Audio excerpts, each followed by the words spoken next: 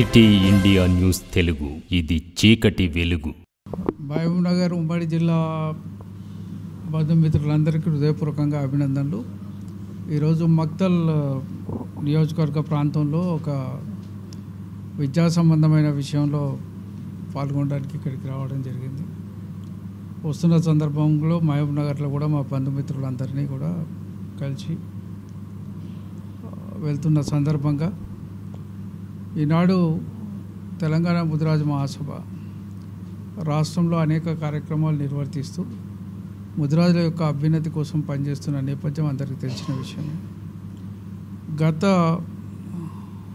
సంవత్సరంన్నర కాలంగా మేము ముదిరాజులకు ఇచ్చిన హామీలు ఏదైతే ఈ ప్రభుత్వం కామారెడ్డి డిక్లరేషన్లో ఇచ్చిన హామీలు ఉన్నాయో, ముదిరాజులను BCD నుంచి ఏకి కలుపుతామని, దాన్ని 6 నెలల్లో అమలు చేస్తామని వారు వాగ్దానం చేయడం జరిగింది. దాని మీద మేము ప్రభుత్వంతో అనేక సందర్భాల్లో విన్నవించడం జరిగింది. 6 నెలల క్రితం అన్ని మండల కేంద్రాల్లో మరి మీ మహబూబ్ నగర్లో కూడా రిప్రజెంటేషన్స్ ఇవ్వడం జరిగింది. ప్రస్తుతం అందరూ శాసనసభ్యులకు, శాసన మండలి సభ్యులకు, పార్లమెంట్ సభ్యులకు, స్థానిక మంత్రులకు అందరికీ కూడా, స్థానికంగా ఉండే మంత్రులకు కూడా రిప్రజెంటేషన్స్ ఇవ్వడం జరుగుతుంది. బహుశా ఈ నెలాఖరుకు గౌరవ ముఖ్యమంత్రి గారిని కూడా కలిసి దాని మీద మరొకసారి రిప్రజెంటేషన్ ఇచ్చి దాన్ని వెంటనే పరిశీలించమని కోరడం కూడా జరుగుతుంది. ఇటీవల కాలంలో శాసన మండలి సమావేశాల సందర్భంగా నేను సభలో కూడా ప్రస్తావించినాను. మరి ఆనాడు మేనిఫెస్టో కమిటీలో సభ్యులుగా ఉన్న శ్రీధర్ బాబు గారికి కూడా గుర్తు చేసినాను. బలహీన వర్గాల మంత్రి పొన్నం ప్రభాకర్ గారిని కూడా రిక్వెస్ట్ చేయడం జరిగింది. ఎందుకంటే 2004 మరి కాంగ్రెస్ పార్టీ మేనిఫెస్టో రాసినప్పుడు నేను కూడా మేనిఫెస్టో సబ్ కమిటీలో అప్పుడు సభ్యుడిగా ఉన్నాను. 2014 కమిటీలో కూడా సభ్యుడిగా ఉన్న నేపథ్యం కూడా ఈ సందర్భంగా గుర్తు చేసినాను వారికి.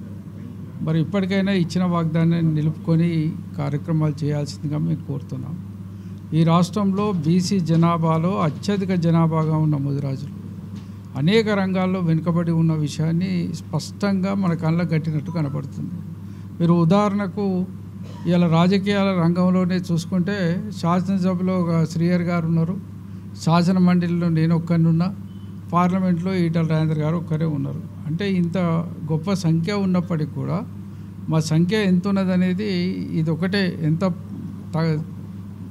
తక్కువ స్థాయిలో ఉన్నామని చెప్పడానికి ఇది ఒక ఉదాహరణగా ఈ సందర్భంగా నేను మనం చేస్తున్నాను. అదేవిధంగా టికెట్లు ఇవ్వని సర్పంచుల దగ్గర మేము ఒక 10% గెలిచి వస్తున్నాం. కానీ ఎంపీటీసీ, జెడ్పీటీసీలకు వచ్చేటప్పటికి వాటిని కార్పొరేటర్లకు వచ్చి టికెట్లు ఇచ్చే స్థాయికి వచ్చేటప్పటికి 1-2% మించని పరిస్థితికి వచ్చింది. మరి ఈ స్థితి నుంచి మేము ఎదగాలన్నా, మరి సరైన పరిస్థితి రావాలన్నా మాకు ఆర్థిక పరంగా, సామాజిక పరంగా, రాజకీయ పరంగా కూడా రిజర్వేషన్లో మాకు సరిపోయే వాటా రావాలి. మేము ఎంతనో మాకంత వాటా రావాలి.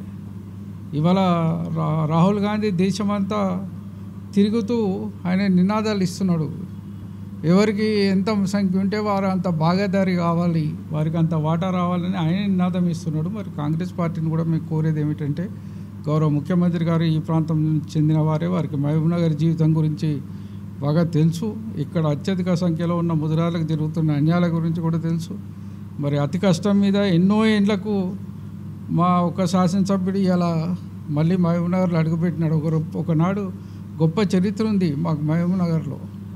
చంద్రశేఖర్ గారు కావచ్చు, ఎర్ర సత్యం గారు కావచ్చు, ఎర్రశేఖర్ గారు కావచ్చు, బాలకృష్ణయ్య గారు కావచ్చు, నరసింహుల నాయుడు గారు కావచ్చు, మరి మా రంగదాస్ గారు కావచ్చు, ఇట్లా లైట్ ఆంజనేయులు కావచ్చు, అనేక మంది పెద్దలు మరి ఇక్కడి నుంచి శాసనసభకు ప్రాతినిధ్యం వహించిన వాళ్ళు ఉన్నారు. ఏకకాలంలో మాకు 3-4 శాసనసభ్యులు కూడా మహబూబ్ నగర్ నుంచి ఉండే. మా దురదృష్టం ఇవాళ ఒకరికే పరిమితం అయిపోయింది. రానున్న రోజుల్లో ఖచ్చితంగా ఈ వాటా పెంచుకోవడానికి కూడా మేము ప్రయత్నం చేస్తాం. రానున్న త్వరలో నేను అన్ని జిల్లాలు కూడా పర్యటించి అంతటా సమావేశాలు, సభలు పెట్టి మా జాతిని చైతన్యం చేయడానికి కృషి చేస్తానని కూడా ఈ సందర్భంగానే తెలియజేస్తున్నాను.